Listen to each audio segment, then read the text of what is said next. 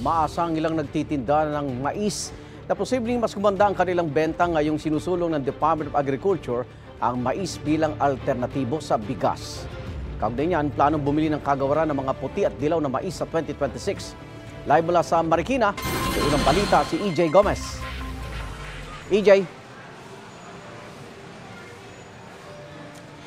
Igan, pabor ang maraming kapusang nakausap natin ukol sa isinusulong ng Department of Agriculture na gawing alternatibo sa bigas ang corn rice. Bukod daw sa mas makakatipid, marami rin daw ang health benefits ng mais.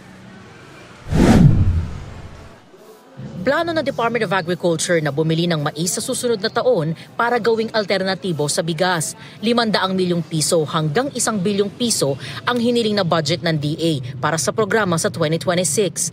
Ayon kay Agriculture Secretary Chu Laurel Jr., puti at dilaw na mais ang planong bilhin ng kagawaran na gagawing corn grits. Naniniwala rin daw ang DA na posibleng mapababa nito ang demand sa bigas na pwedeng magresulta sa pagbaba ng presyo ng bigas.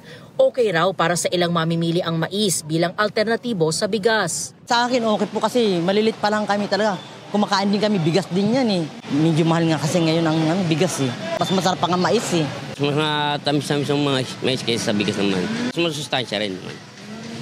Mas makakaiwas din tayo sa high blood din. Umaasa naman ang ilang nagtitinda ng mais na makakabuti sa kanilang kita ang planong ito ng DA. Ang bentahan daw kasi ngayon mataas at matumal.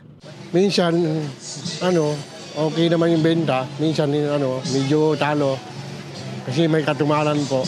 Mataas na po yan. Bentahan po. Kasi mahal din po yung kuha namin sa biyahero.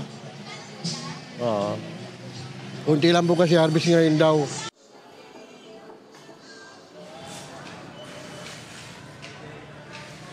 Igan, ayon pa sa DA, ang bibilhing mais ay plano raw i-imbak ng ahensya sa 134 na warehouses ng National Food Authority. Kasama yan ng 20 pesos na kada kilong bigas.